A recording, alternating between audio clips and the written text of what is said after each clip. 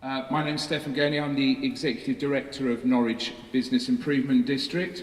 I'd just like to take the opportunity, while I have a captive audience, to do a little bit of background on who and what Norwich Bid is, because I have no expectations that half or some of you would have any idea what a business improvement district is or what we do. So I will give a little bit of background, hopefully not too onerous, and then I'll pass on to colleagues Mattia Marini, who's the Chief Cities Officers for the Sharing Alliance, and Councillor Alan Waters, who's the leader of Norwich City Council. Fortunately, I have some very pretty pictures, so hopefully it won't be too boring listening to my voice. Norwich Business Improvement District in 2017 went through a reballot, and we're now being elected for another 5 years by the business community to work with Norwich to make it a bigger, bolder and better place. So, Norwich Bid Term 2, what does that actually mean? So for us, the vision is to make a clear and positive impact on the vitality of the city centre and of the success of the businesses within it. You can see behind me a very pretty picture. This is a map of Norwich. In the first term, which was the first 5 years, we were in the little blue area. And now, in the next 5 years, all the businesses outside that said, well, why aren't we involved? The city centre's much bigger than just the blue area. Could you please expand a little bit? So we've now encapsulated the entire of the inner ring road and represent the business community within that. The bid is run by the businesses for the businesses. So they're looking at ways to improve and enhance the city centre experience and the commercial activity within it. We're funded by roughly 746 businesses within the bid area, and they contribute a levy based on their rateable value of 1%, and that gives us roughly £1 million a year, so £5 million over 5 years to do the activities, events, projects that they view would support our vision and objectives. When we went to the ballot, it's like a formal election. They all get to vote whether they think what we put in our business plan would work for them, and 88% by number and 94% by rateable value said, yes, that seems very sensible, let's get on and do it. So that's a real positive. That's the sort of slightly boring networky bit of it. Sometimes it's easier to go through and visually show what it is, the sort of stuff that we do. So rather than listen to me solely, I've got a very quick video that might entertain you slightly more than my dialogue.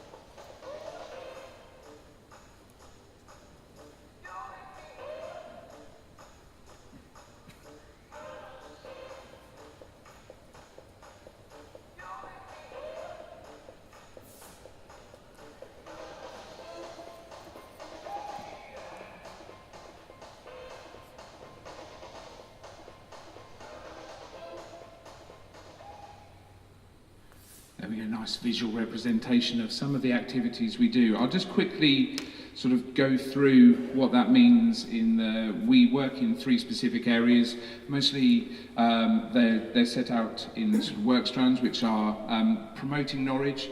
We have the Visit Norwich, the destination marketing organisation, sits within the bid, which delivers our City of Norwich, City of Stories campaign, and you can see the different social media channels that we do and work with organisations such as the Visit England and Visit Britain as part of English Tourism Week.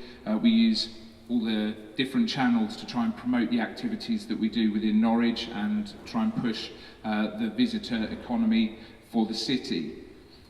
We do lots of different other activities. We have the Visit Norwich app, we have the Norwich map, which we print about 400,000 a year, which get distributed to all the people coming and using the city centre. So we have both digital and good old-fashioned hard copies as well. We've done some of the national campaigns around A11 opening, which seems slightly antiquated when you're going to a big city and saying, by the way, we have 2 lanes open all the way to our city, but you have to push those positive messages occasionally. We've also then do stuff around the experience of the city. So when you get here and you're a visitor or you're a user of the city, actually there are lots of activities and projects going on. So we look after the city hosts, and you can see them, they're being coerced by stormtroopers, but they are out 365 days a year, pretty much rain, wind or snow, talking to people and helping them access the city and understand how to get around the city.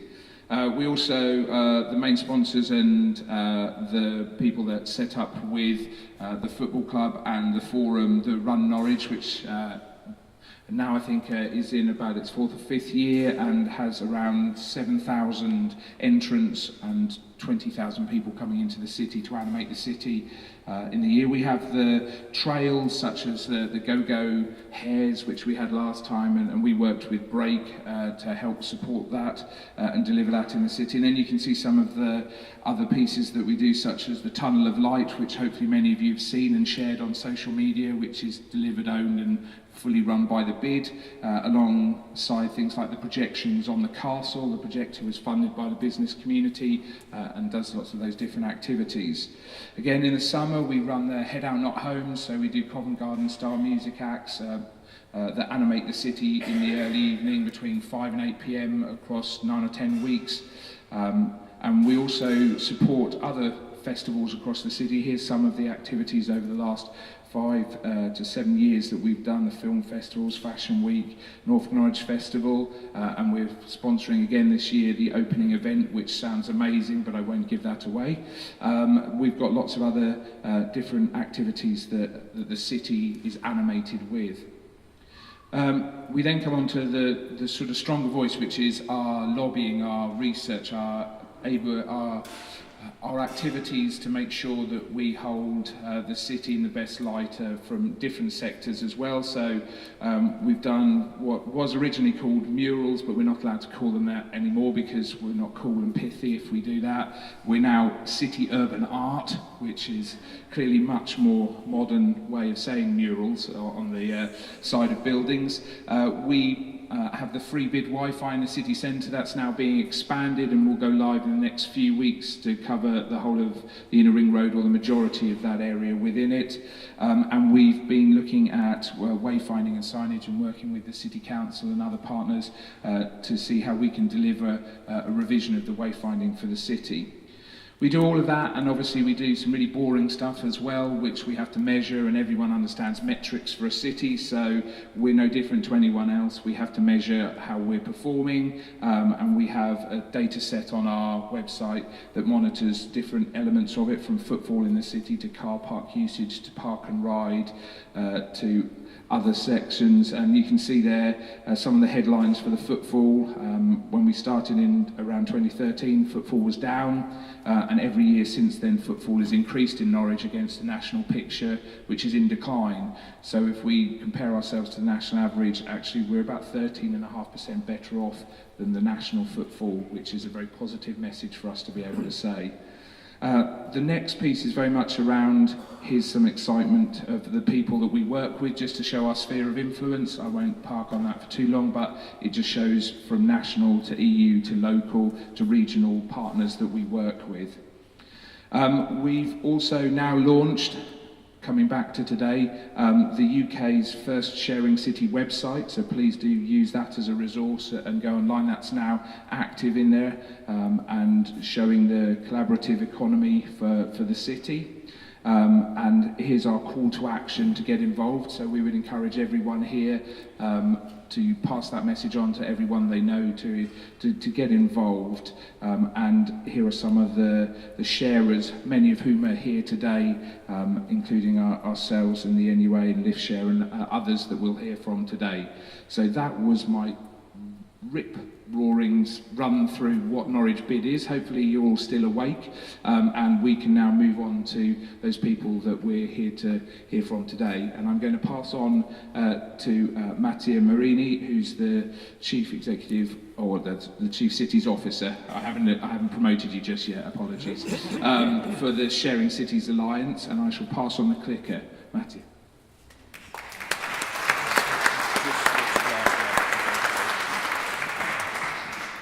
Thank you, Stefan, and good morning, everyone. It's a pleasure for me and for the Sharing Cities Alliance to be here today. And I want to thank you, the whole Norwich City Council, the BID, but all of you, not just for this event, but for the whole Norwich Sharing City campaign. And I want to welcome again Norwich as the 15th city to join the global network of sharing cities all over the world. So next to cities like Amsterdam, Singapore, New York City, Washington, and Barcelona. I want to give you a short summary of what I'll be talking about today. First, I will start with a short introduction to the sharing and platform economy, and then I will dive into brief history on sharing cities, and then the Sharing Cities Alliance. So what it is, and what do we do, and then the end to understand what's next for Norwich.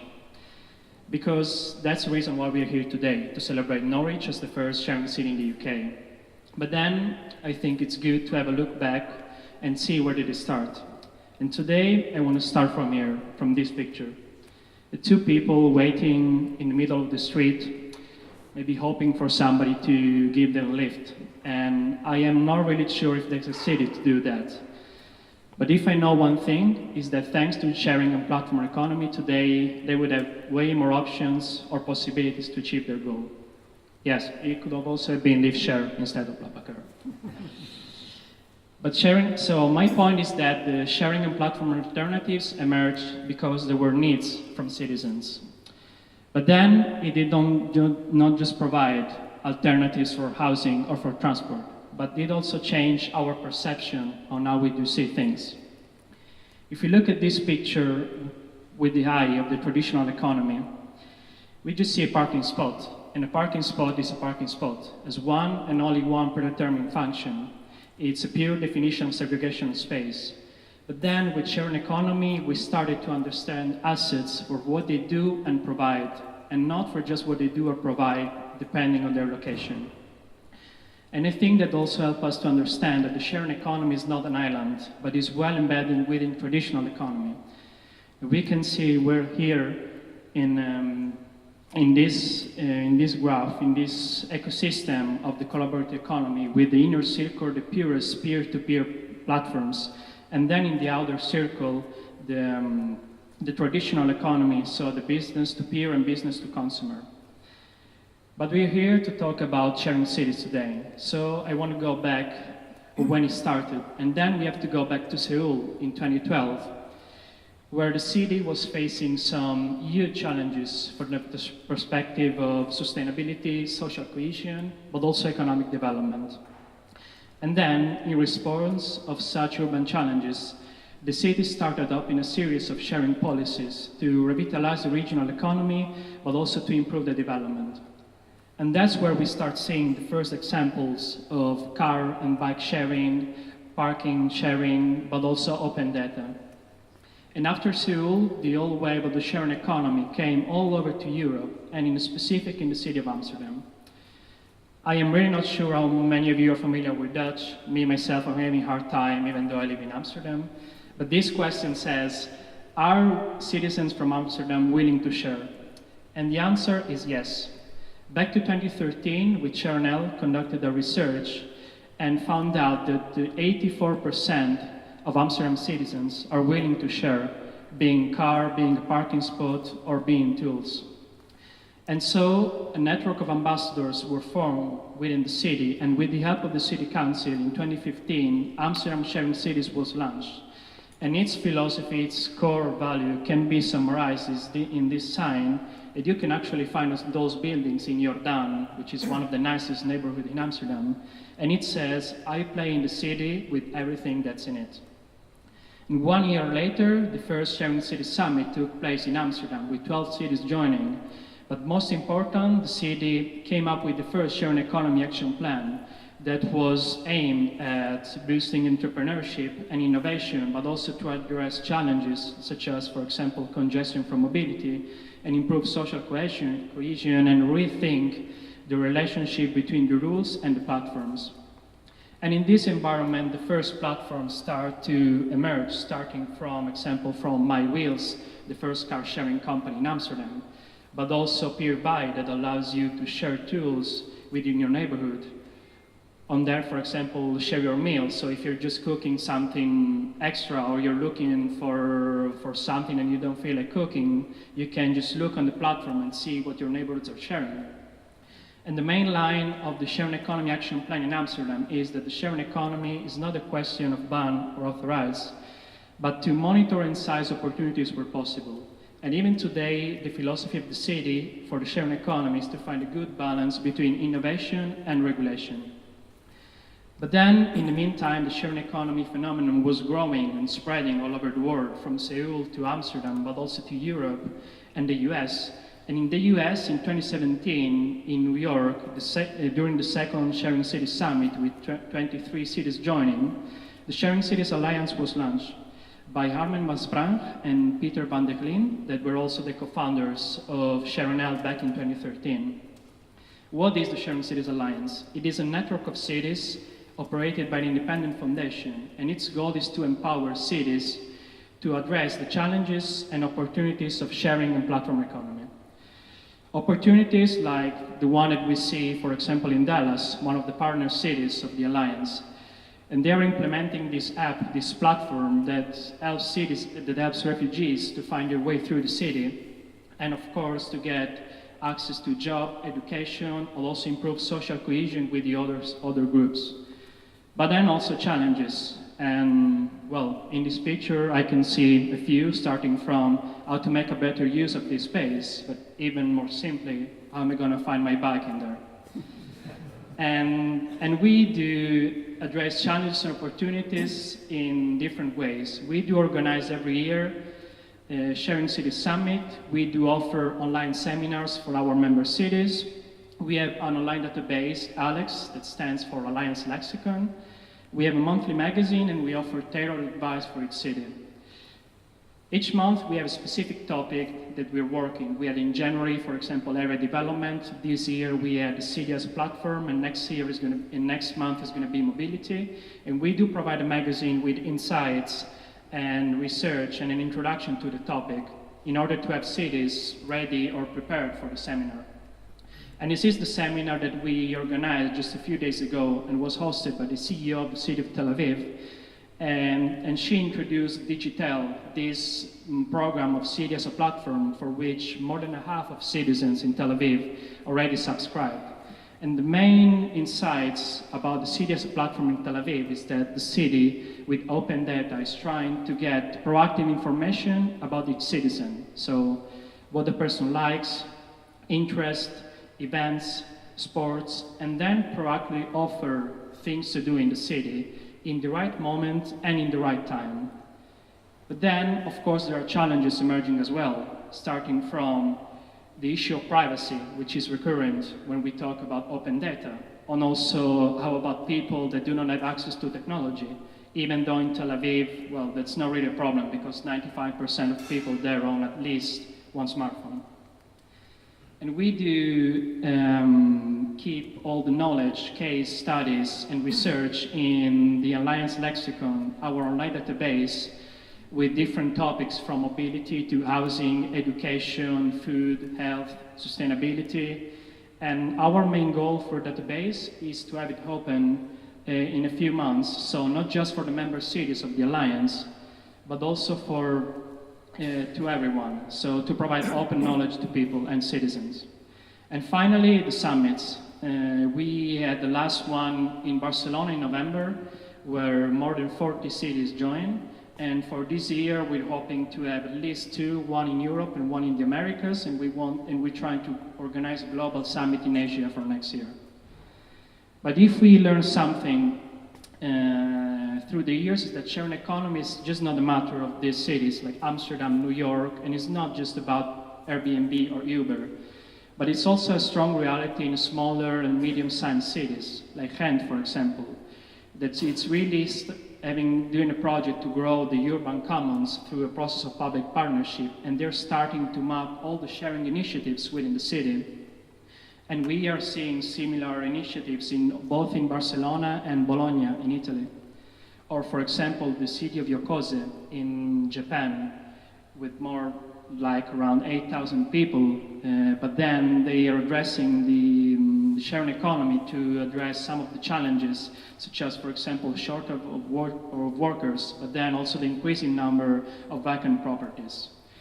And we do believe that the city of Norwich fits well in this context of small and medium-sized cities, that with a collaborative and dynamic environment and the involvement of different actors and stakeholders from the city council to local organizations and platforms can achieve important goals like being the first sharing city in the UK.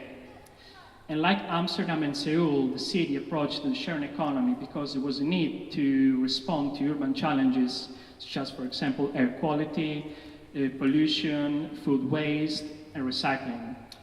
And I don't need to tell you what's going on in the city. You know better than me about the platform like, for example, Lumi, which is providing a space to share skills, knowledge, and activities. But in this case, it's not just providing a platform. It's also to increase the awareness of the sharing economy and to educate people. Or companies like Live Share, that now has been operating already for years and established itself in Norwich a few years ago. And this is also an example of how an attractive and a dynamic environment is attractive for companies.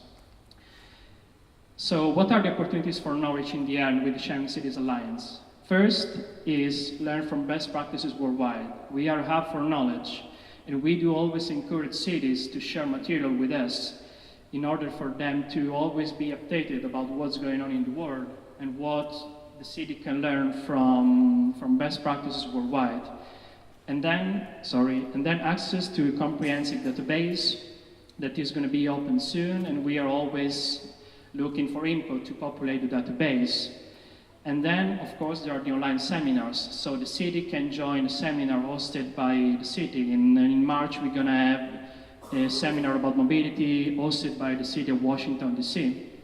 But also the city itself has the chance to host a seminar about to show their projects and what they're doing. And of course, it's going to be officially invited to the summits, both in Europe and outside Europe. But then in the end, the final point, maybe the most important one, is it's what do you want for the city? What would you like to see in the city of Norwich? Because we do believe in mutual learning. We do believe that you can learn a lot from the Alliance, but we can learn a lot from you. And we do also believe in a world where everyone has access to all products and services that are necessary to live a connected, prosperous, sustainable, and happy life. And we really hope and we do believe that together we can achieve this goal. Thank you very much for your attention, and please, if today you have any questions or you want to know something more, I will be more than happy to engage with you. Thank you very much.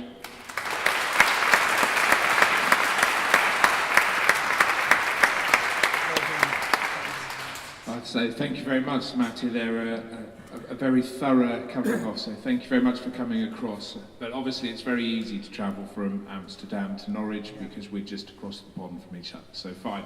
I'd like to seamlessly pass over to Councillor Alan Waters from Norwich City Council as the leader. I'm just aware that he needs to go to prison shortly, so he will be here for a little while before he's rushed off. Alan? I'm looking nervously at the back of the room just to see who's going to appear. I will explain the context of Alan Waters, leader of Norwich City Council. It's a visit to Norwich Prison and a visit.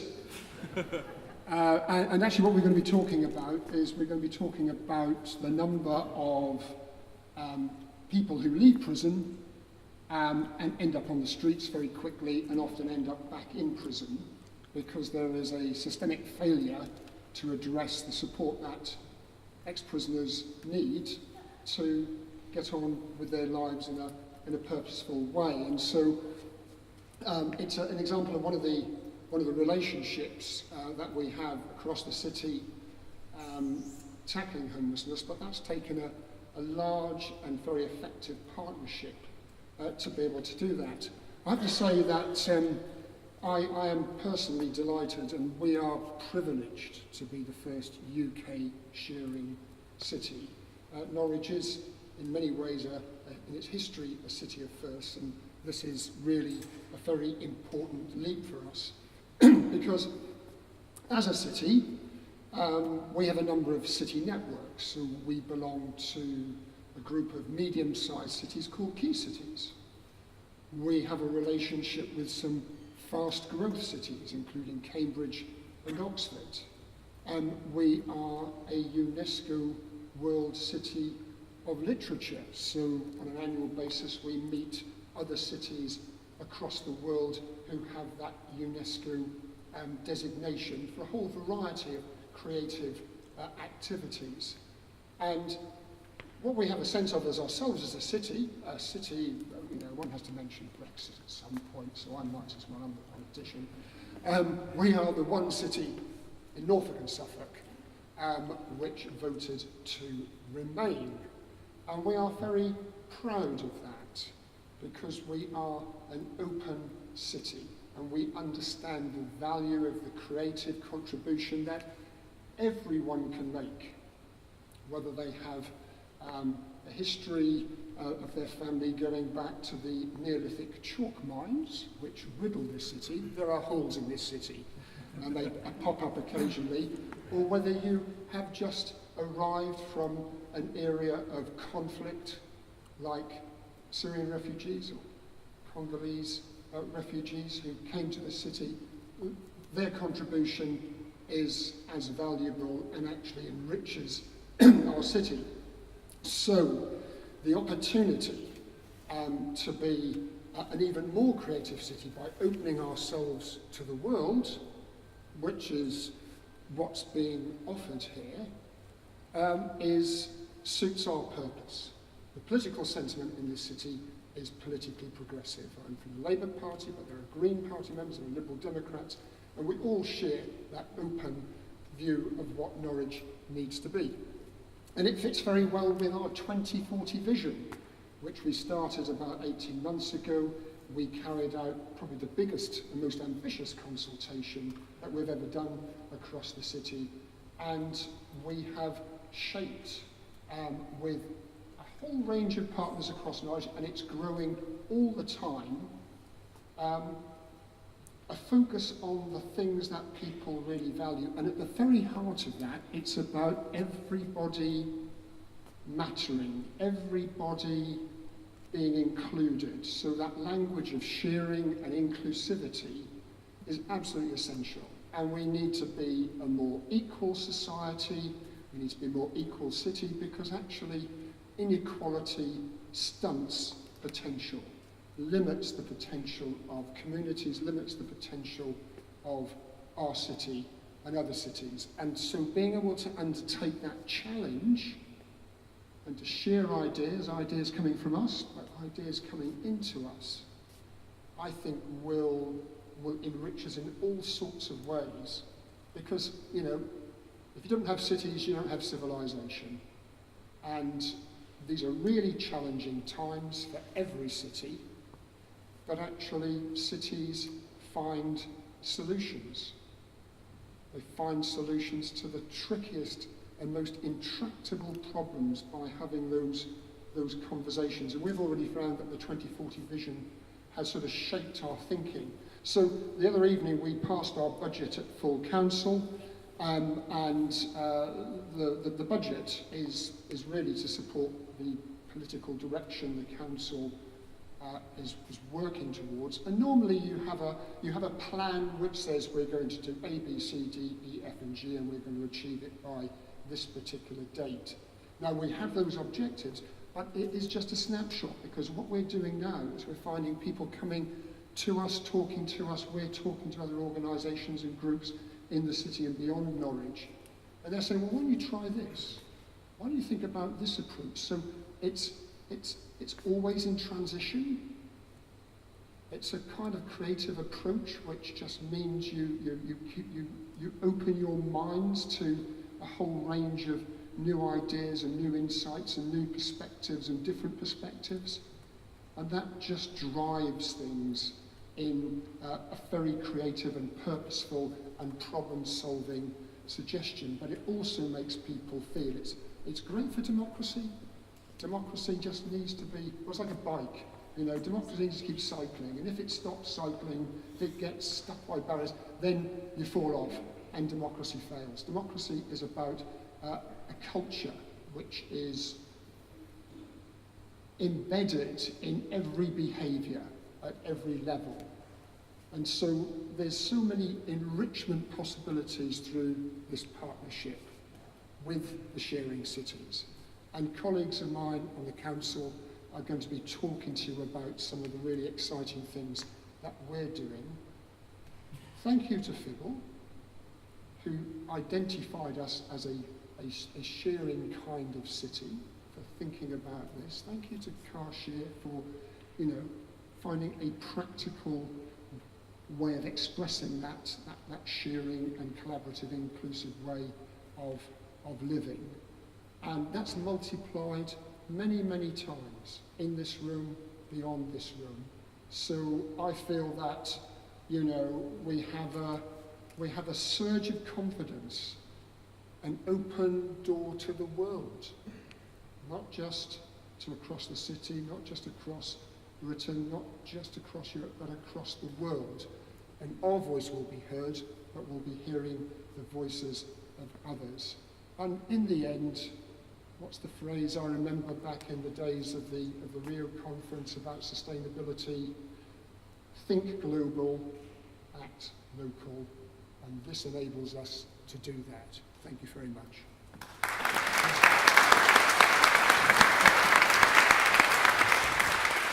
Thank you very much, Alan. I think I'll now excuse both of you. You're allowed to go now, Alan. That's fine. Thank you It's very much. like sneaking off. I'll take my last peppermint. Yeah, exactly. We don't want to start any vicious rumours, do we, Alan? Thank you very much. Thank you very much, Martin.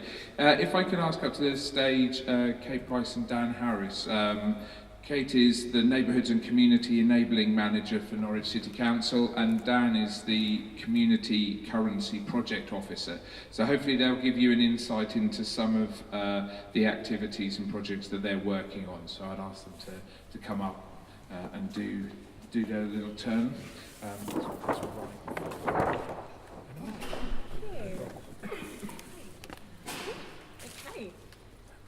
So, as we've been expertly introduced, I'm the Community Enabling Manager at the Council, and as Alan's given you an idea, is the Council wanted to move to this more collaborative approach with residents, and we were formed as a team about 3 years ago now, and given the very minute challenge of bringing everyone together to tackle really big problems.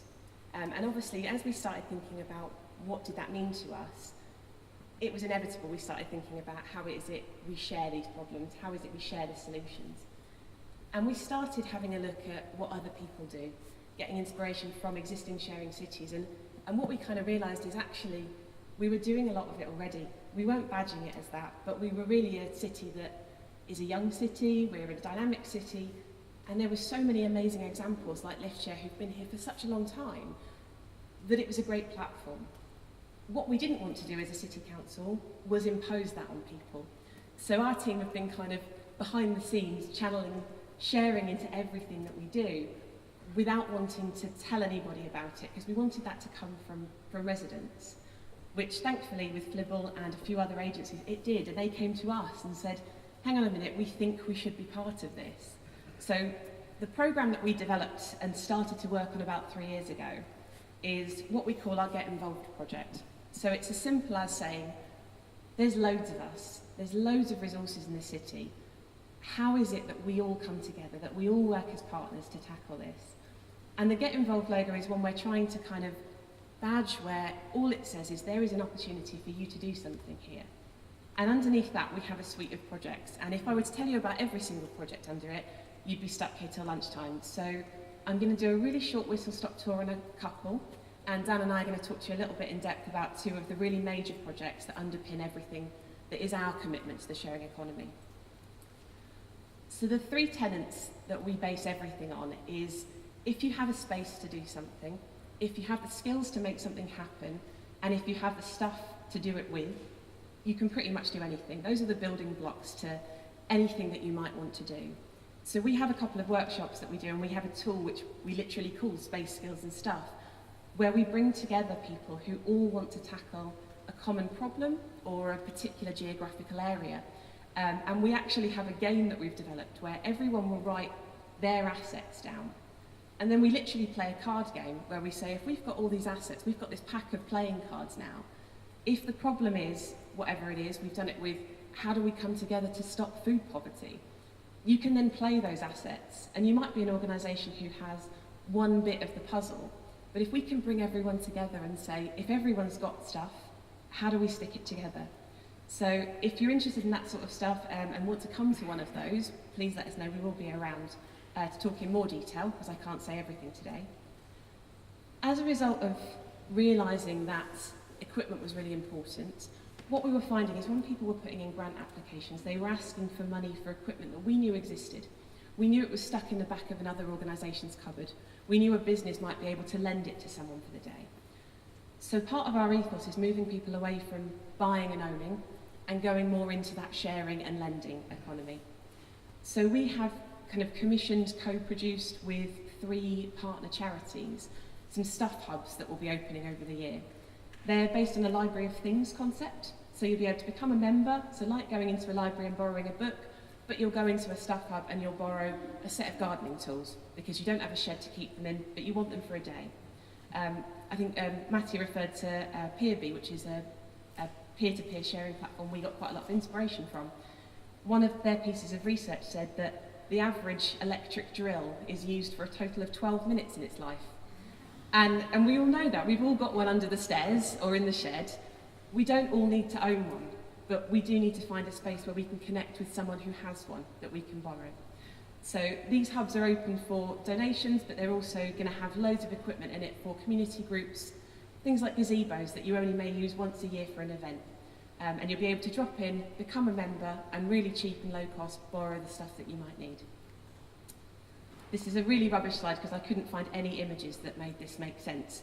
But we've just thought about how we are doing our funding. So we have a funding pot of currently £35,000, which rather than just all out fund things, we're asking organisations to match that funding. Because we can give a bit, and if they can do a bit, we get bigger projects out of it. So we can make our money, their money, and everyone else's money go further. And then the one that we're going to delve into a little bit more detail is Lumi, which you'll see at the back. There is some tablets you can actually come and have a look at and play with it. So underpinning all of this with our space skills and stuff is we realised that we needed to make this stuff public. We need to have a one-stop shop where people can connect with the sorts of projects that we're running. And this website was co-produced with 90 different organisations, which was a rather large piece of work and why it took us quite a long time to get it done. But we wanted to make sure if we were going to do it, we were going to do it right. So we've had loads of workshops about what it is people need from us. And going back to that space skills and stuff mentality, we wanted people to find not just traditional spaces where they might do something, not just a community centre, but unlock all those really interesting spaces in the city that we might not know about. We were recently talking to an agency who does training above the library bar and grill because they let them use the upstairs room. You know, we want to try and map all of those interesting spaces and all of those spaces that are empty that could be used for a slightly alternative method. So the space element allows you to list whatever it is that you want to offer and for people to connect with that and meet and introduce themselves to you. Again, the stuff, outside the stuff hubs and the things we have, is what have you got to share with the rest of the world? What have you got that you can lend people? Most people wouldn't know that at City Hall we have a room that is full of gardening equipment, gazebos, litter pickers and all sorts. And people weren't coming to us asking for them, they were going and buying them. So for us this was a great tool of saying, you wouldn't expect it from a council, but this is what we can do for you. And then you've got skills. And this is a really big one for us, is that we want to kind of turn volunteering on its head. It's not about what we want you to do, it's about what makes you really excited. What is it you want to achieve? What do you want to offer the rest of the city? Because we can take community as being a particular interest, a particular identity, a small geographical area, but at the end of the day, we're one big community in Norwich. And if we treat ourselves like that and we're just naturally working together to tackle these problems, that's how we're going to do it. So skills allows people to say what it is they have to offer the world, and our aim is for it to become effectively a kind of marketplace for those skills. So as an organisation, you might be able to go on there and realise someone's offering a skill you didn't even know you needed. You know, someone's offering social media training and you've never thought, actually, that would be quite beneficial to us. So our ambition with Lumi is it becomes a shopping centre for free and low-cost things that bring people together, let them connect with each other, and does it in a way that is free, easy, and anyone can connect to. So if you want to find out more, we will be at the back. And now I'm going to hand over to Dan to talk about our slightly more tangible community currency project.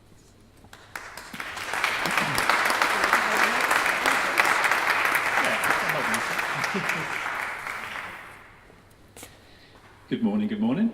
Really good to be here. So my name's Dan Harris. I'm the Community Currency Project Officer for Norwich City Council. And of course, I have a real privilege to be standing up here, actually. It's quite a timely opportunity to tell you about Norwich Notes. So fundamentally, Norwich Notes, I guess the kind of bigger picture with Norwich Notes is it's all about supporting community organisations to build bigger volunteer teams, to offer better volunteering opportunities, and also, I guess, to introduce people to create new relationships within the city. We were down here at Blackfriars Hall yesterday for a Meet the Funders event, and I noticed when I walked in that I think on this site there used to be like a mini mint, I think, back in 1696. I think the Royal Mint had to create a load of coins and they couldn't quite do it all from London, and so they were minting silver coins here. Had I known this last week, maybe we should have launched our currency from here, but we launched it from the forum. And rather than silver coins, Norwich Notes is going to be paper, basically, beautiful paper. And so, yeah, do you want to? The right way out. Yeah. So these are Norwich Notes. We launched them last week. We have 5 Norwich Notes. They won't be this big. They won't be that big. That was the obvious dad joke. I'm glad you did that more than me. They're kind of coloured around the 5 ways to wellbeing. Yeah, and it's really exciting. We'll have them at the back, so if you want to kind of see more ginormous versions of them, you're very welcome to come and have a look. I'm going to touch on 3 topics very quickly today. Value, tools for exchange, or tools for sharing, and relationship. They're 3 things that I think Norwich Notes present as a challenge to our city. And also I think sharing cities, the fact that Norwich is now first sharing city, I think those 3 topics are actually 3 challenges to our city. And the first one, I guess, with value. So fundamentally, with Norwich Notes, we're going to be recruiting new volunteers, people who've never given volunteering a try in some key communities around our city. And I guess we're going to turn up at these potential new volunteers with a ginormous note. And actually, I think the whole act of volunteering and the whole act of exchange and offering something to someone else starts with actually exploring what we have of value to someone else, what we might have of value that might be of value to someone else. And so I'm very conscious that with my project we're going to be turning up on the doorsteps of people who've never volunteered before and kind of exploring with them what they might be able to offer the community organisations in their neighbourhood, what skills they might have that other community organisations nearby might find useful. And I'm really conscious from lots of the Sharing Cities conversations we've had over the last year, that often the things that are valuable to others we're not that aware of. And I'm conscious with lift share, maybe that seat next to you in your car on your journey into work, you're not that conscious of. At some of the Sharing Cities events we did earlier last year, we're having conversations around skills. And people were talking about, actually, there's one skill that probably everyone in this room has that to asylum seekers that have been granted asylum in Norwich would be really useful. We all speak English.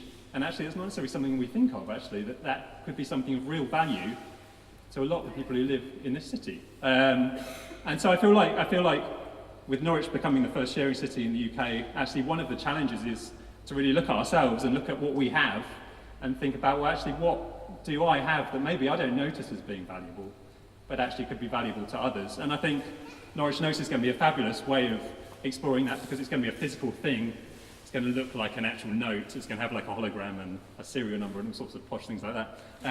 And so actually people are going to be thinking, well, actually, if I give an hour, I'm going to get this note back, actually. So do I have something valuable to give? And so I think this is one of the really exciting things about Norwich Notes. I'm really excited that Colin Hinson has just walked in, who runs a beautiful thing called Norwich. So the second thing I wanted to touch on, it's all well and good having these things of value.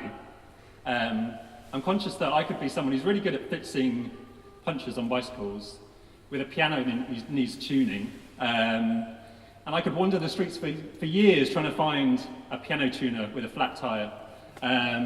But actually, you know, things like Norwich Notes or things like Norlets, actually, which is a similar scheme for exchanging, you know, offers this wonderful platform for exchanging not directly with people who need exactly what we've got and vice versa.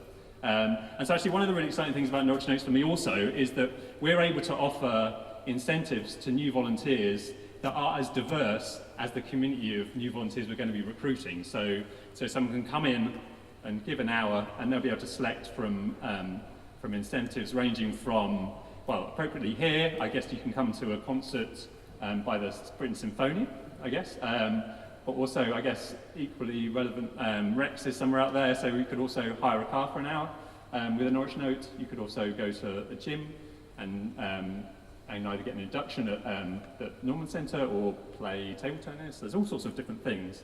And so I feel like that's the second challenge for Norwich as a sharing city, is also just to find what these tools, you know, that already exist and what tools do we need to create to facilitate sharing. So that's my second point. And the third thing, I think, well, it's all well and good having these skills and then having these platforms for facilitating exchange.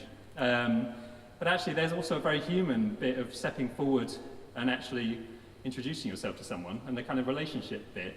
And for me, that's the really, really, really exciting bit, because actually, for Norwich Notes, you know, actually what we'll be hopefully doing, if we're doing it right, is connecting with people who are maybe lonely or socially isolated in their communities, you know, maybe don't have as many connections within their community as they would like. And actually, we'll have Norwich Notes and we'll have wonderful volunteering opportunities. Well, that's all well and good.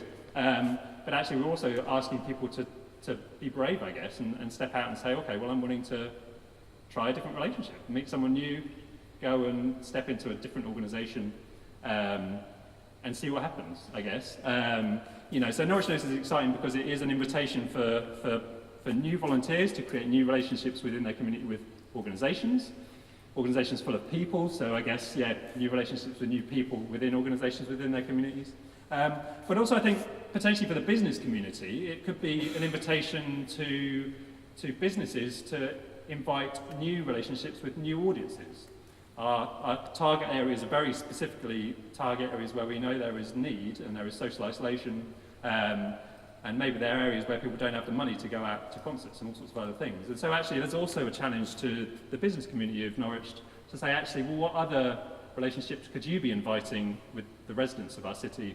You know, what other relationships could this opportunity invite in that sense? And I guess for Norwich City Council, it's also a really interesting opportunity because it invites us into different relationships with organisations. We're going to be offering a lot of training to organisations that become Norwich Note Earn partners.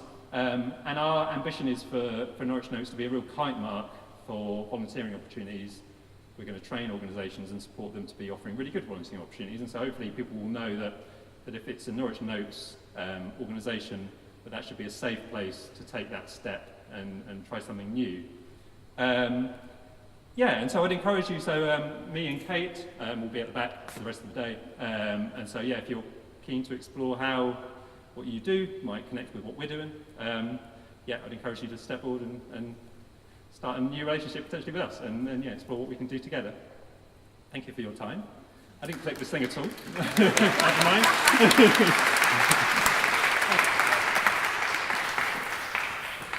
Thank you to Kane and Dan there. I'll click through Dan's slides so that there we go. We segue nicely there onto. I'd like to introduce Ali Claiborne, who's the co-founder and CEO of LiftShare, who's a very pertinent example of how you can the real-time sharing economy in action. So, if you'd like to come up, I shall hand over the mic of power. and also a little clicker. Press 1. Morning all, thanks Stefan. Titled today, why should every city want to be a sharing city? So I'm going to the next 15 minutes run through a bit around this, a bit around why I'm so super pumped up about Norwich being the very first sharing city, and give a little intro to Live Share 2. So why? I hope you're all sitting comfortably right now. I hope slightly at the end of this you're not sitting quite so comfortably, because our cities are facing huge social challenges right now, and those challenges are going to get a whole lot worse. And the reason they're getting worse is because populations in cities are growing, and typically growing quite fast. And as consumers, we are consuming more and more every day, every year. And when you get two things growing at the same time, you start to have exponential challenges. And exponential challenges need exponential solutions. And the challenge with most solutions is they are incremental, and they don't bring change around fast enough. And historically, cities are focused on incremental changes, and now we need to focus on some pretty radical exponential solutions. So looking at homelessness and the housing crisis and that side first, a few figures. I'm sorry about the colours on here, it doesn't really work. I'll just give you a few figures. This is from 2016. The graph on the bottom shows just how fast the problem has grown from 2010. It's more than doubled since 2010, homeless sleeping in the UK. And the figure at the bottom is an even more surprising figure of 3.5 million people who are hidden homeless. So these are people who aren't officially homeless, but they are people sleeping on friends' floors, sofas, around the country. But the interesting thing is there are 25 million empty bedrooms in the UK. So if I go back to that one, 3.5 million hidden homeless, 25 million empty bedrooms. There is plenty of capacity in our homes, not for everyone to share their homes, but if even just say 10% of people freed up that bedroom for the hidden homeless, people could actually have proper rooms, and they could even potentially make a little bit of money from it too. The image on the left struck me back in 2007, and it really highlighted that our society is doing more and more on their own. And doing things on your own is not only far more lonely, but it's also far less efficient than doing things together. If you live in a house on your own, you heat it on your own, you eat on your own, it's not a particularly efficient way to be. And the really sad thing is on the right-hand side, you look at Norwich, which is in the top 10 in the country, areas with the highest number of one-person households. 38% of households in Norwich are people on their own. That's very sad because most of those people will be more lonely than others, but also it's very inefficient and very expensive. Looking at transport, in the UK there are 1.5 million people who are in transport poverty. Now these are people who spend more on transport than they can afford to on food, and they have to spend money on transport to get to work to pay for the food. So they are struggling a lot. But transport also brings many other issues. As we know, air quality is now the hot topic at last again. Our cities around the UK are shrouded in deadly toxic fumes, and people are dying. 36,000 people died last year in the UK because of the fumes in our cities, which is not very good. Even worse for my sector, the transport sector, we are the worst performing sector in terms of reducing, improving air quality and reducing transport emissions of all sectors. The energy sector since the 1990s cut emissions by over 40%. The transport sector has cut it by 1%. We are not doing nearly enough to hit our targets. And the reason being cars, also some really inefficient buses too. They shouldn't be forgotten, they're not always great. But our streets in our cities are full of cars. But they're full of cars and not people. Most cars in our cities just have one person on them, and in a recent survey in Norwich, it showed that typically around 90% of the cars in Norwich have just one person in them, which is not very good, because all those people could be travelling by bus if we had a wonderful bus network that was travelling the right way at the right time. In some areas it isn't always. Or we could get more people walking and cycling if they live near enough to do that, which would then free up half the road space. Or very simply get 4 people in each car, and suddenly you've got a huge amount of road space to be used for walking, cycling and all other activities.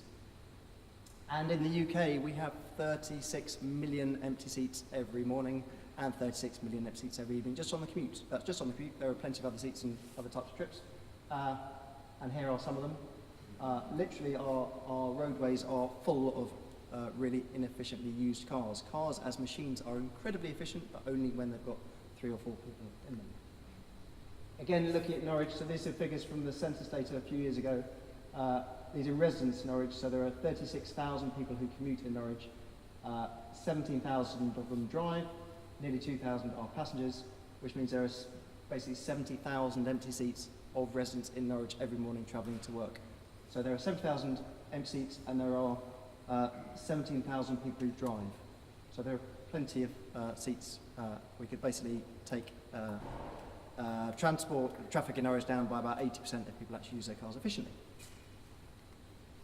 So yes, 1 passenger for every 9 drivers in Norwich. That's 1 passenger for every 9 drivers. That's an awful lot of empty seats. But Norwich, going back again, isn't the worst. Richmond has 23 drivers for every passenger. The best is Boston, which has 5 drivers. But the good thing is, thanks to this guy who I think made one of the best quotes ever, that the miracle is the more we share, the more we have. Sharing provides the exponential solutions to many of our society's problems that we need. If you give something to someone and they can give it again and again and again, like the stuff hubs, why have something sitting in your garage when it can be used by a different person every day? It's a much more efficient way to live. And in terms of travel, a typical lift share member saves about £1,000 a year on fuel and reduces their transport emissions by 10% a year. That's just by sharing your car to work. So if you want to cut your emissions by 10%, give someone a lift, and you immediately do that, and you're saving £1,000, which is after tax, so pre-tax would be a lot more money. However, sharing may be wonderful, but it isn't always easy, and as the father of 3 small children, I know that they don't always like to share, but when they do, they have a lot more fun. But it's persuading people that sharing is the right thing that is a challenge. However, apparently 49% of people would be willing to share their commute to work if they could find someone suitable to travel with. So our job at Lift Share is to find those people for those other people. And then they do share, they are this happy. These are a group of our wonderful members who share between Manchester and Liverpool every day, and you can see they have a lot of fun, but there are now 50,000 people like this doing this every day through the Lift Share network. So how do we get to this wonderful world of sharing, particularly on the transport side? A key thing is we need to make our case to cities. So this is some figures from America a couple of years ago, that Deloitte did, that showed that American cities could save £30 billion a year by introducing lift sharing schemes across their cities. That's a lot of money. Lift sharing came out as the top thing that any city could do, and surprise, surprise, cities in America started doing it. Very few cities in the UK are starting to do this properly. However, there is about to be a big launch in a northern city in the UK coming out very soon, which we can't talk about yet, but that's very good. A quick bit about Lift Share. Our whole mission is around helping people travel happy. We believe that by sharing, you obviously have someone in your car, which you can laugh a lot more with, but also you save so much money and you do a bit for the environment, so you're going to be much happier. We've been going for 20 years this year. This is me 20 years ago, sat in I think this was probably at the UEA, trying to persuade people to join up with Lift Share. Initially, we charged people £10 to join. Not many joined. We then made it £5, a few more joined, and then we made it free, and lots of people joined, so it became free, which made running a business quite hard until we realised that business wanted to pay, but it was fun. This is how we do it. So we, very simply, you can go onto your phone or website, say we're travelling to and from, and we'll match you with other people travelling the same way as you, and you can then share every day. That will cost you nothing, apart from paying for your petrol if you're getting a lift. All of our money comes through the corporate customers, which I'll talk about in a bit. Just to give you an example, on the right-hand side is my journey to Norwich.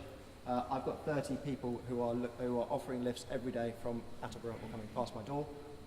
If I'm looking for a lift, I think there are 9 people currently in Attleborough looking for a lift coming to Norwich. And if you go to the screen at the back, you'll see wherever you live in the area, how many people are travelling from you coming into Norwich. I think if you're coming from like Wyndham, there are about 80 people every day. So the scheme's free for the public, and we make our money by setting up schemes for companies, councils, hospitals all over the UK and globally. We've got around 700 organisations signed up at the moment. It's growing very fast, and it's super exciting. But the money from them enables us to provide the free scheme for the public, which is fab. To give you an idea of numbers, I've just seen you've got flyers on your seats. I think the numbers are now out of date because this was last year. I think we hit 750 750 million miles we've saved since we launched to date, and our goal is to save 1 billion miles by 2020, which we're on track for, which is super exciting. But looking at the money side, saving individuals £64 million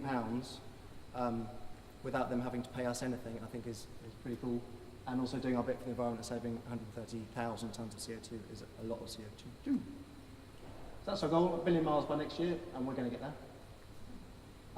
This is why we do it. It's not really for the businesses, it's for the people and our members that we do it. The lady on the left was our 500,000th member a few years ago. She had lost her driving licence because of a medical condition and had to give it to the DVLA. She joined up with LiveShare, found Emma Louise is on the right, and they've been sharing ever since and are very good friends. Laura, you here? This is one of the quotes that Laura sent through to the team. I think it sums up it pretty well. We get these through every day. Through LiveShare, I've saved money, found a fantastic friend, so much so that her first child may bear the feminine of my name. How wonderful is that? That's just great. In terms of businesses, so within the 700 clients we work with, Ocado is a great example. They've got a very fast-growing site down a bit southwest of here. Their staff save £300,000 a year, and they have saved 2.5 million miles just within that one site. The biggest scheme in the country is Jaguar Land Rover. Again, these figures are slightly out of date, but they were saving about £6.5 million a year on their staff travel costs, and basically solved their parking issues for their LiveShare scheme. Looking more like at Norwich, this is a map from a few years ago, and this is the map now. You can pretty much get in and out of Norwich from anywhere in Norfolk. You'll probably have 10 or 20 options of who you can travel with. But again, these numbers are relatively small compared to some of the other areas in the country. Hopefully the awareness of Sharing City and LiveShare in Norwich through this whole campaign will help grow this, because we want to get these numbers up even further. The key thing with sharing is it opens up opportunities, and this is an image that shows all the areas of people travelling into around the UEA or hospital who have no public transport options available to them. Some of the areas are quite surprising, because you think whether it's coming through from the triangle down there or around the coast, you'd think there'd be decent public transport. You can typically get there by public transport, but it's probably going to take you about 3 hours to do it, and people are unlikely to do that. They'll come by car. But luckily, these are all the journeys heading into the UEA on the LiveShare network, and you can see you can pretty much get there from everywhere. So if there isn't public transport, the buses should be available. In terms of Norwich becoming a sharing city, I have to thank the BID and the City Council and companies like Flibble and all the designers and all the other agencies got together. I've been pushing for this for a while, and it was so exciting that suddenly, over the last couple of years, whole groups of communities have come together, and there's a real momentum now, and it is so cool to be here on a day like today. I was at an event in Paris in 2015 when I heard about Amsterdam becoming a sharing city, and I came back saying we need to do this in Norwich because it sounded very cool. And we then took our team across to Amsterdam a couple of years ago to see what was going on there, had a great time, and came back even more excited. And then just shortly after that, we had the first kind of tester event here in Norwich about sharing cities, and now here we are with Norwich, which is the very first sharing city. That's cool, and under the sharing banner we can achieve so much together, and I'm delighted to be here and hope we can get on and make things happen. Thank you very much.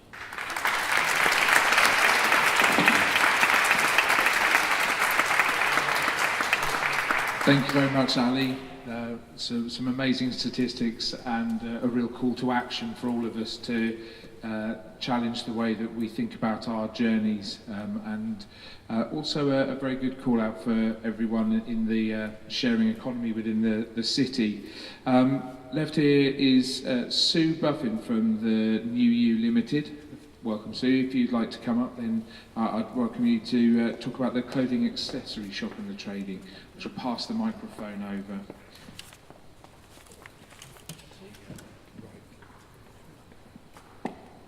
So hello, I'm Sue Buffin from New You, and I've also got Caitlin Seal with me. We're both directors of New You, which is a social enterprise which became an independent social enterprise on the 1st of January this year. So what is it we do? So we are the Norwich swap shop, and what we're swapping is textiles, so clothing and accessories And we think ourselves as in relation to the sharing economy as the Norwich sharing wardrobe. This is our vision. We want to help unemployed young people, and we want to also support the wider community to do their bit to use sustainable fashion. Okay, so exactly what is it that we do? We are the first cashless shop in the UK, truly cashless shop. There are other swishing events, and there are other shops that say they're cashless, but actually they do take some form of cash. We have our own currency. You cannot spend any money in the shop at all. We have a smart clothes loan scheme, and this is set up specifically for 18 to 30-year-olds that need smart clothing for absolutely any occasion. It's not means tested. They don't have to tell us why they need it, although we do ask, and we'll let them take it for as long as they need it, bring it back if they don't need it again, so someone else can use it. But if they need it again, if they go for a job interview and they get the job, keep it, use it again. We offer work placements, and our work placements are tailored to the individual. So rather than us have a job for the young person to do on work placement, we find out what it is they need to break down those barriers that are preventing them from moving towards paid work. And we work with them to build their confidence, to learn skills, and to be able to take those steps forward. So it's very much around the person rather than the job that needs to be done. And of course what we actually do is recycle unwanted or pre-loved clothing and accessories. So why do we do it and how do we do it? We want to, we already work in collaboration with oh, gone too far, I'm going to go back one. Okay, I'm having a bit of a malfunction here. Okay, I'll just talk. We'll have a blank slide for a minute. So we already work with organisations, and we want to widen that so we can reach out further into communities and also help more young people and allow more anybody to use our swap scheme. The work placements are for 18 to 30-year-olds because we're funded by the big lottery, and that's our criteria. But the swap is for absolutely anybody. We want to support sustainable fashion. Everybody has things in the back of the wardrobe that they've never worn or they've worn once. We want to give people an opportunity to get something in return. So especially if you've bought something of quality and you don't really want to just give it away, you've worn it once, this way you can actually get another whole outfit at no cost, and your outfit is back in circulation. And it can happen again and again and again, so it's not just sharing it once it's been worn, as long as it's laundered and comes back again and it's still undamaged, we'll take it in again and then somebody else can have it as well. We are fully inclusive in the sense that we want the whole community to be able to use our shop. So it's not just people who perhaps can't afford to buy new outfits when they need it. It's actually people who they've got the money, but they actually don't want to do that because they want to contribute towards sustainable fashion. They don't want to just keep buying things, wearing them once and throwing them away. One of our core values is motivated to succeed, and that's about work placements, which I just explained about. And we also want to reinvest locally. We want to add value to the high street by bringing people into Norwich. Our shop at the moment is in the Castle Mall, Norwich, and we want to bring people into Norwich to do an alternative kind of shopping. So I'm now going to hand you over to Caitlin to explain exactly how it works.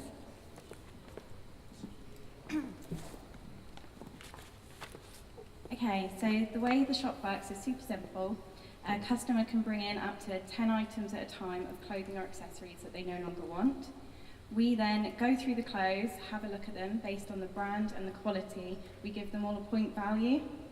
In exchange, you will be given vouchers, which you can spend on anything in store. So basically, you're buying clothes with clothes, is the best way to describe it.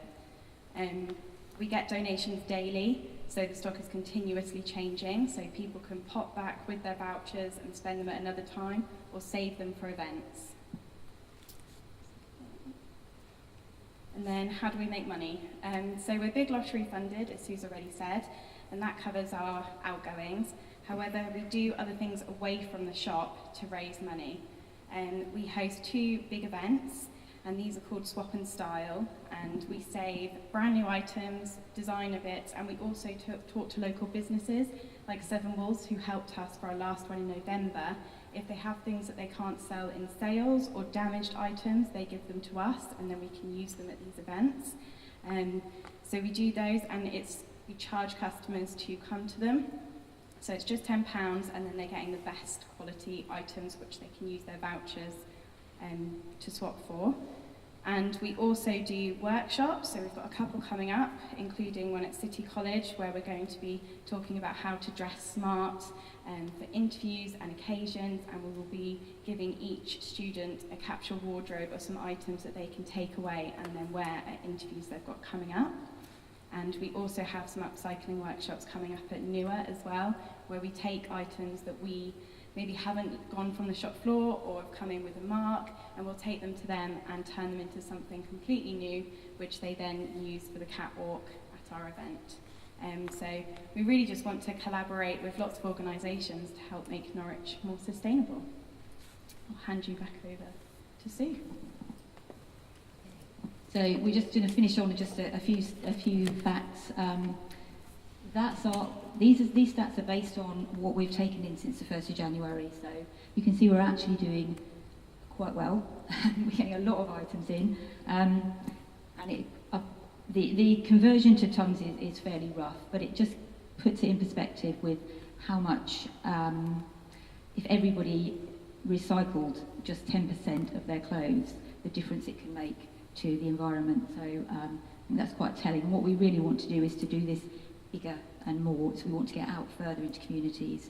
Either perhaps we're thinking roadshows, pop-ups, or ultimately we'd like to open more shops as well, because a permanent shop is actually much better, because it takes a while for people to know we're there. They need to bring clothes in to be able to take clothes out. So yeah, that's our aim. We had a nice little video to show you from BBC Earth, which if you're not convinced that what we're doing is worthwhile, it really would have convinced you, but unfortunately that's not working. So we'll send a link around afterwards to give you a chance to look at that. Thank you. Thank you both very much.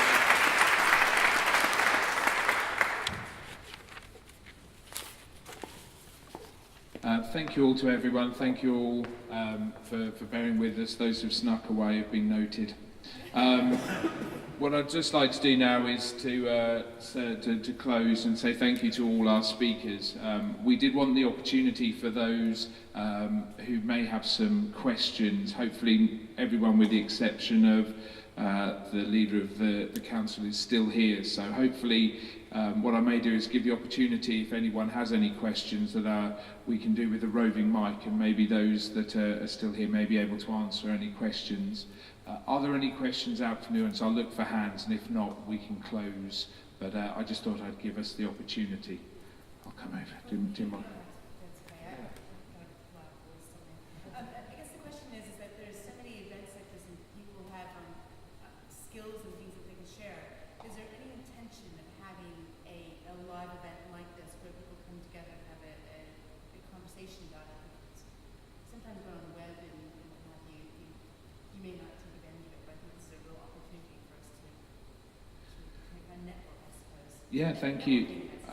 I'll probably fill that one on the basis of at present, no, but that doesn't preclude us from looking at what the opportunities are going forward. At the moment, we're just really starting on this journey as part of our sharing city, and we don't know what the opportunities will fully be yet. So if there's an appetite and there's a call to action, then we would be looking to coordinate and pull that together with other partners around the room who no doubt would be very keen to do that. It would be driven by the partner organisations. Casey's going to... Here it goes. There are also those space skills and stuff workshops that do exactly that. So we tend to do them on topics. So we'll post when they're going to be on Lumi. So like I said, recently we did one on food poverty, and just invited people who were interested in putting their skills towards that. So they are real life meeting rooms, lots of people, lots of fun, lots of cake, and they're real life opportunities to come together.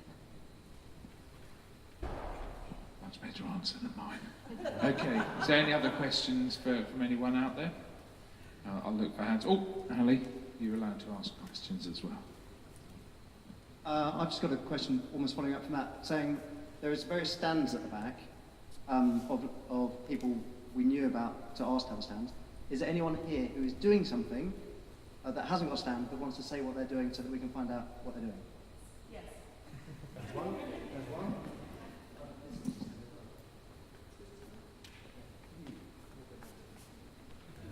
Hi, this is completely unprepared, but we've got a brand new project that we're just launching, and it's called Fine City Soup. I don't know if any of you have heard of the soup movement. It's an international movement. By the way, it's not related to the wonderful people who provide food in the evenings for people who haven't got enough. It's a different organisation. And we could kind of be summarised as a live community crowdfunding event. And our first one is on the 26th of April at the Silver Road Community Centre. And the way it works is that we invite people to come and they pay a suggested donation. We're thinking £5, but more if you want, less if you can't. And they come in, they meet other people, they eat wonderful soup and bread, and we also invite 4 people to pitch an idea for a community project that helps the people of Norwich. And they do a 4-minute pitch, no PowerPoints allowed, and they do a 4-minute pitch, they tell us about their project, then everybody mingles and enjoys their soup and enjoys each other, and then they vote on which they think is the best project. And the winner gets all of the door money. Okay, we're beg, stealing and borrowing everything, so we have no costs. They get all of the door money. All we ask is that they're a non-profit organisation or an individual or a little group, whatever, and that the project will help the people of Norwich, and that they'll come back to a future soup event to tell us how the project's going. Even if the project's not going well, okay? They can still come back and tell us, and there might be advice from other people and things like that. So there's Colin and Kim and I will be around, and we'd love to talk to you about it, and we'd love to see you at our event. And because you're all community-minded people, if any of you want to pitch an idea, do talk to us about that as well. Thank you very much for the opportunity to do that. Thank you. Thank you very much. Anyone else? I think Ali nominated you as well, didn't he? So we'll go to you first. This is a new initiative that I'm doing with Tom and Toto Pet Care Services. So we actually are a dog walking and pet care service, but we're branching out into wellbeing walks, and we borrow the dogs belonging to the people who pay for their pet walks, and we currently are taking them around the UEA to walk with students to improve their well-being, which we do every Wednesday afternoon at 2 o'clock. We'd like to expand that, so if anyone would like to talk to me about that, that'd be great. Lovely, thank you very much. Anyone else? Thank you. Hello, I've just started up a new project, and it's called Therapy Aid. And the idea is to provide affordable complementary therapies and other therapies to people in Norwich and Norfolk. And I run a school of therapies, so we provide quality training, so I know a lot of good quality therapists that I can direct people to, and they won't need to come to a centre. The idea is that because our graduates come from all over Norfolk and Norwich, then the person that needs to get to have a treatment can maybe have it in their home or at a local clinic, and so it opens up the way for more people to be able to access treatments with mental health, pain, lots of people that can that go to the doctor, and so we could get referrals from the doctors and they could self-refer as well. So we're just going to start up and looking for funding. Thank you very much. Pass over. Sorry, apologies. Tim Bishop from the Forum. I had two things really. One of which is a question to some of the people who talked to say, what should we do next? If you had a pithy one-liner about where we go next. But the second one was really to offer, if Sharing Cities would like, and the bid would like, we'll open up the forum and just have a Sharing Cities event for free at the forum, where you can showcase all of this, any of the sharing things, to a much wider audience. We get between 25 and 50,000 people through every week, and I think some of this would be well shared with the rest of the city. So if you'd like to do that, we'll help put it together and have a Sharing Cities event at the centre of the city at the forum. Cheers. Thank you, Tim. I'm not sure if anyone would like to raise to Tim's challenge on a one-sentence pithy response to what should we do next. I'll look along the line. Is any? Go on, Ali, you know you want to. The sign that I cheekily put up there saying, welcome to Norwich, a sharing city, I would love that to happen. Because I think every single person driving into Norwich would see it, would state what we're trying to be. We can keep a fine city as well, but I think a sharing city means much more to many people. Thank you, Ali. It's a shame the leader's gone. We could have twisted his arm at that point. In which case, if there's no more, thank you all very much for coming. I'm going to encourage everyone, as my last slide, to go and meet the sharers that, in and around the hall and have a conversation and share some thoughts, ideas and opportunities. So thank you all very much for coming and enjoy the rest of the day. Thank you.